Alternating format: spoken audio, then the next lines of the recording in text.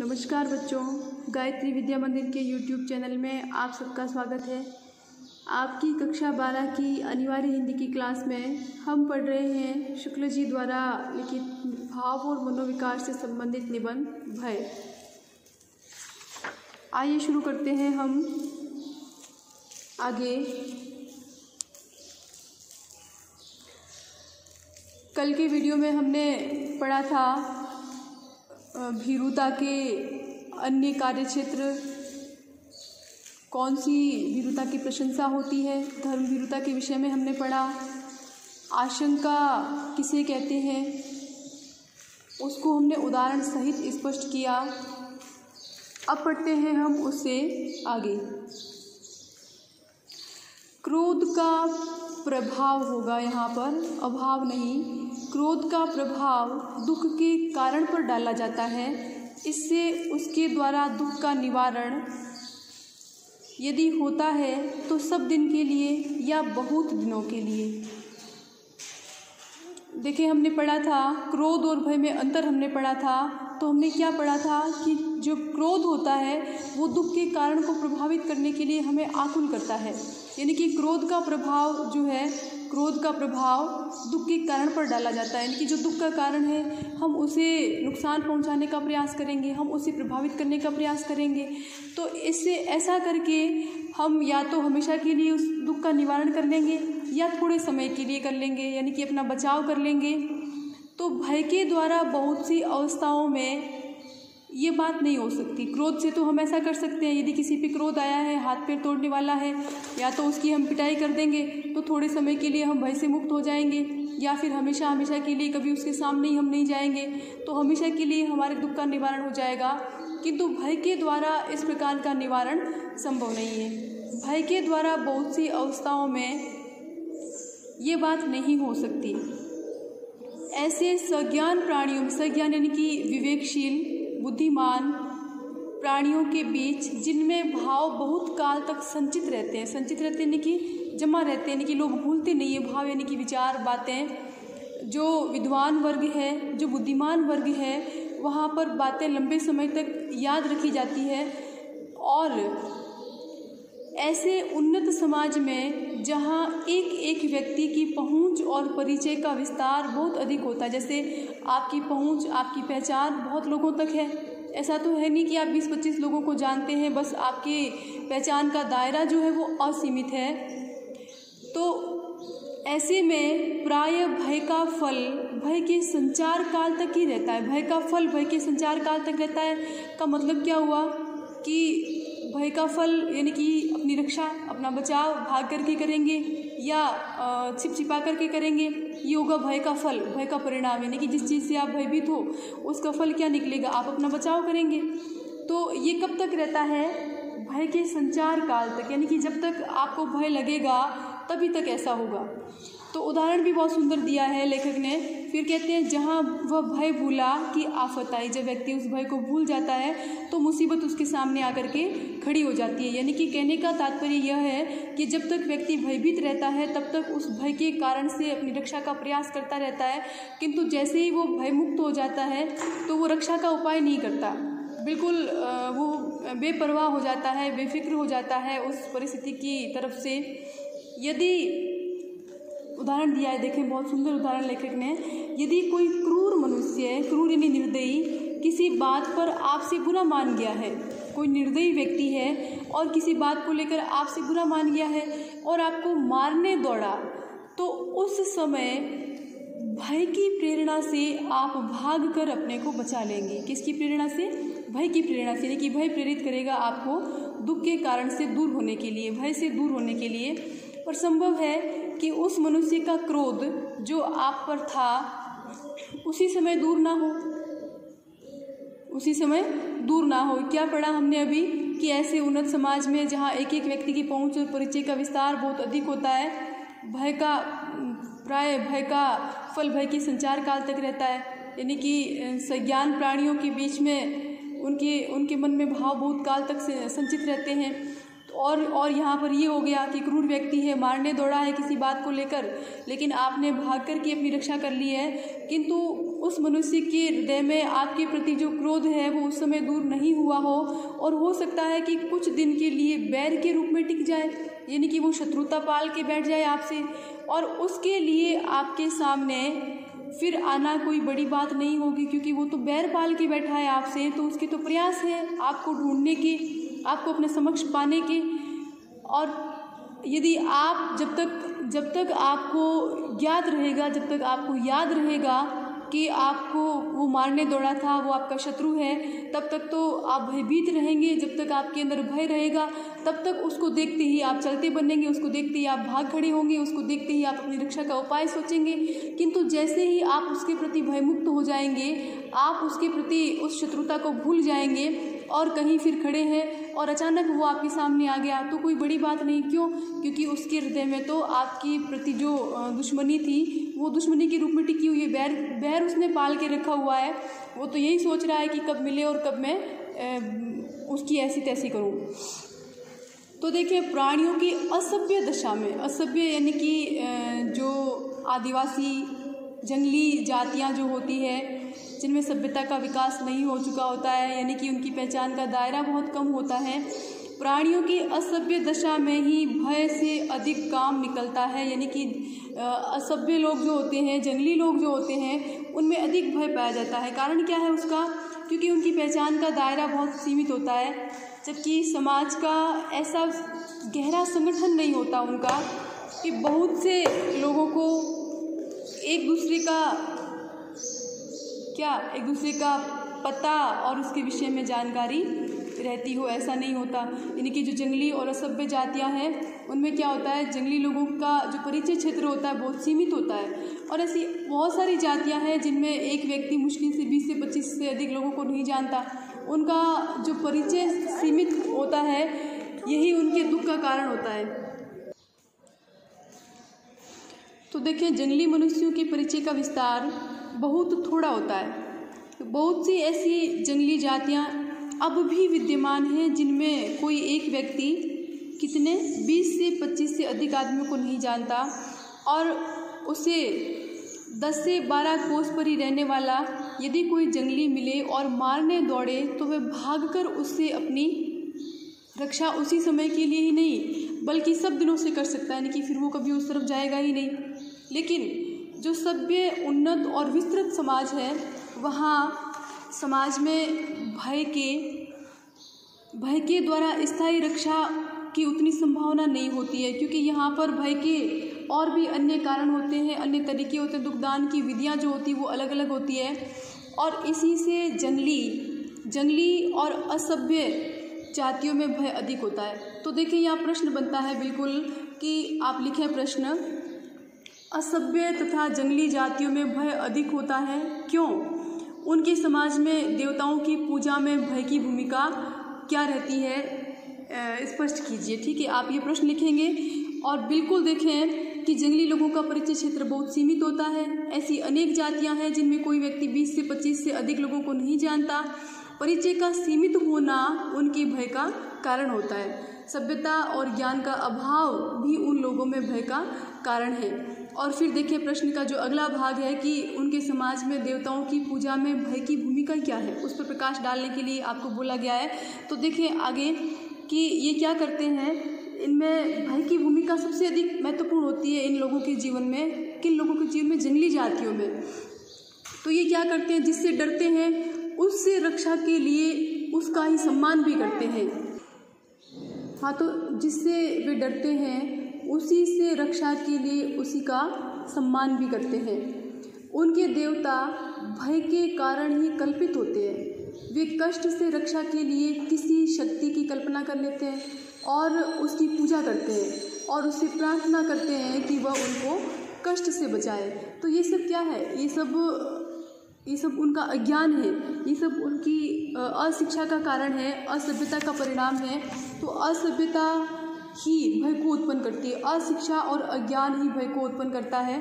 तो देखिए, हम बात करते हैं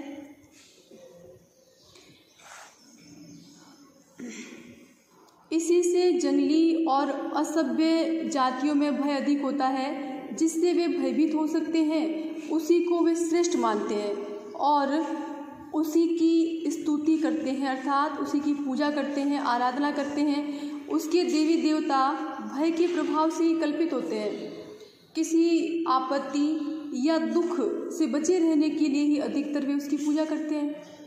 अति भय और भय कारक का सम्मान, अंडरलाइन करें, बहुत सुंदर बात। अति भय और भय कारक का सम्मान किसके लक्षण है? असभ्यता के लक्षण है। अति भय और भय कारक यानी कि भय उत्पन्न करने वाला जो है उसका सम्मान करना असभ्यता का परिचय देता है।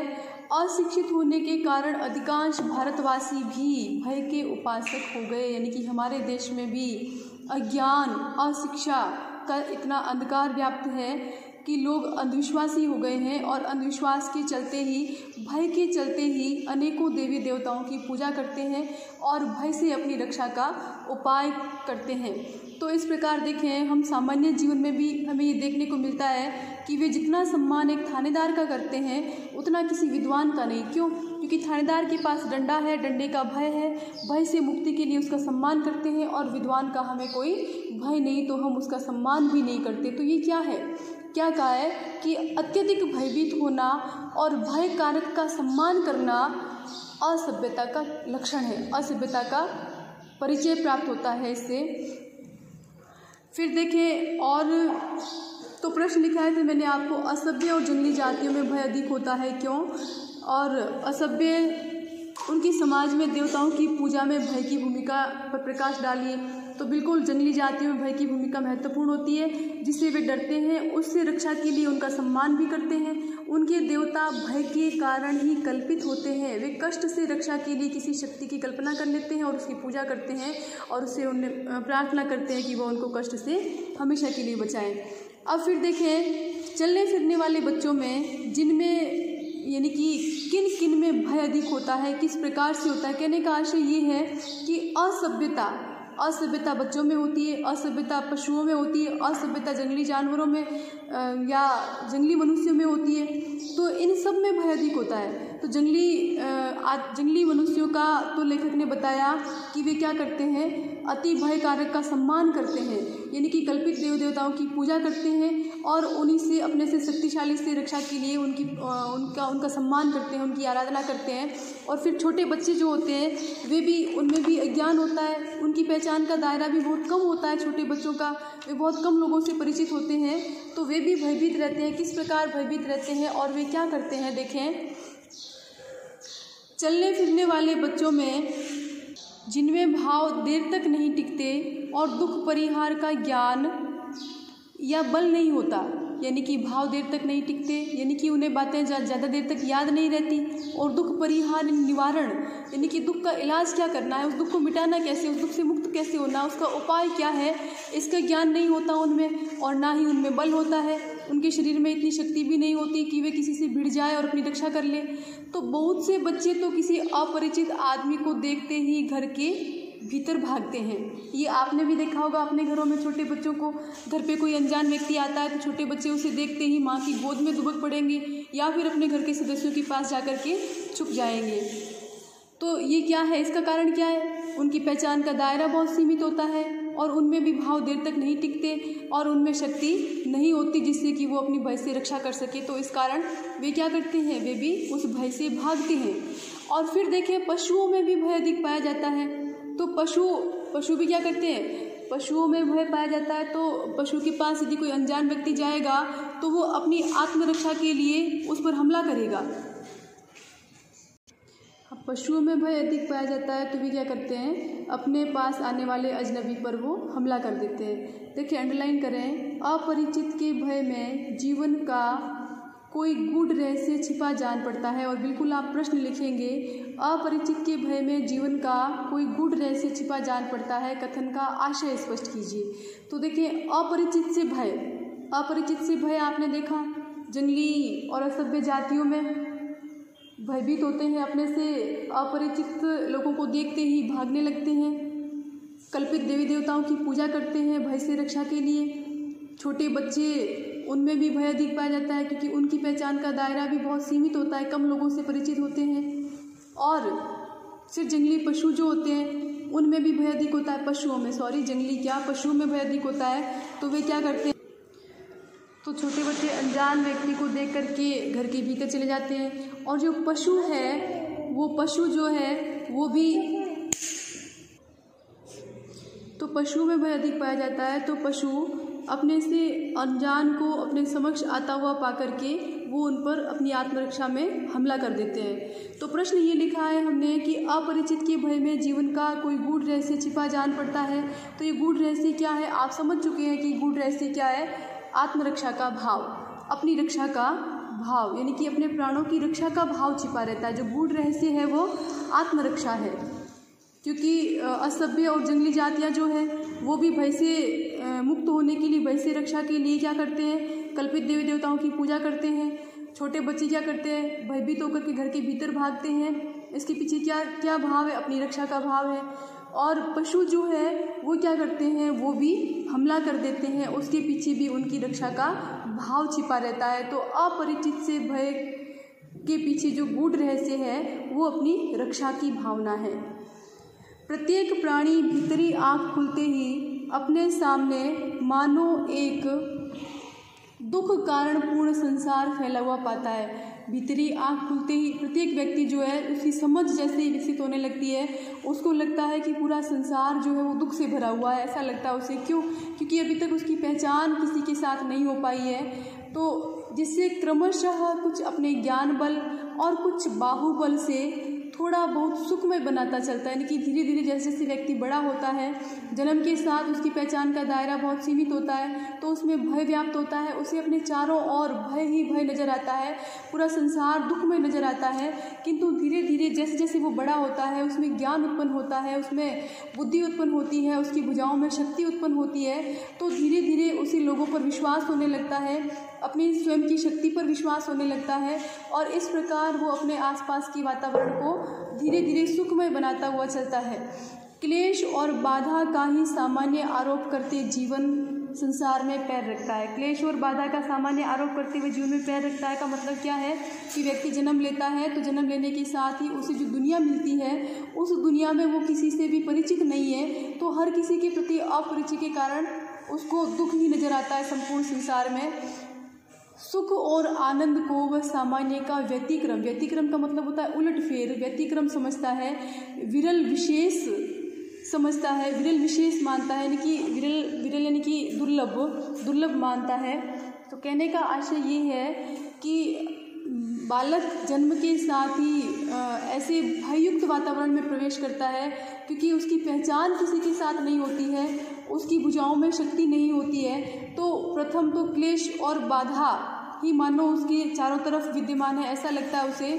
और ऐसे में यदि थोड़ा बहुत उसे सुख या आनंद मिलता है, धीरे धीरे वो अपनी माँ से परिचित होता है, माँ के बाद फिर जैसे जैसे परिवार के सदस्यों के साथ उसका संपर्क होता है, वैसे वैसे वो भय से मुक्त होता जाता है। तो सुख और आनंद जो है वो तो उसको सामान्य का व्यतिक्रम लगता है। सामान्य क्या है? सामान्य दुख और बाधा है, और व्यतिक्रम यानी कि उलटफेर क्या लगता है? सुख और आनंद। उसे लगता है कि यहाँ भययुक्त वातावरण में सुख और आनंद की तो कल्पना ही नहीं की जा सकती। विरल विशेष मानता है कि बहुत दुर्लभ समझता है वो। फिर उसकी ये विशेष स्थिति है, इस विशेष से सामान्य की ओर जाने का साहस उसे बहुत दिनों तक नहीं होता। विशेष से सामान्य, विशेष क्या है? विशेष ये है कि बालक की पहचान का दायरा बहुत सीमित है। जैसे जैसे वो परिवार के सदस्यों के संपर्क में आता है, वैसे वैसे उसे विश्वास होता जाता है कि ये सब मेरी रक्षा के लिए है, मेरे भरण पोषण के लिए है, इनसे मुझे कोई खतरा नहीं है। तो धीरे धीरे जैसे परिवार के सदस्यों के प्रति वो विश्वस्त बनता जाता है, वैसे वैसे ही वो जैसे से बड़ा होता है, समाज के अन्य लोगों के संपर्क में आता है, तो उसे उन लोगों पर भी विश्वास होने लगता है कि ये मेरा कुछ गलत नहीं करेंगे। तो इस प्रकार क्रमशः धीरे धीरे वो बहुत दिनों तक, यानी कि अभ्यास के द्वारा, परिचय के उत्तरोत्तर अभ्यास के बल से अपने माता पिता या नित्य दिखाई पड़ने वाले कुछ थोड़े और लोगों के ही संबंध में वह यह धारणा रखता है, यानी ऐसा विचार रखता है कि वे मुझे सुख पहुंचाते हैं और कष्ट न पहुंचाएंगे। जिन्हें वह नहीं जानता, जो पहले पहल उसके सामने आते हैं, उनके पास वह बेधड़क नहीं चला जाता। क्यों? क्योंकि अभी वो पहचानता नहीं है उनको। जैसे जैसे उनसे परिचय होगा वैसे वैसे वो भय से मुक्त होता जाएगा। बिल्कुल अज्ञात वस्तुओं के प्रति भी वह ऐसा ही करता है, यानी कि अज्ञात और अनजान वस्तुओं के प्रति व्यक्ति का जो भय है वो असभ्यता का लक्षण है। यानी कि जैसे जैसे वह सभ्य बनता है, जैसे जैसे उसकी पहचान का दायरा बढ़ने लगता है, वैसे वैसे वह भय से मुक्त होने लगता है। तो इसके आगे पढ़ते हैं हम अगले वीडियो में। धन्यवाद।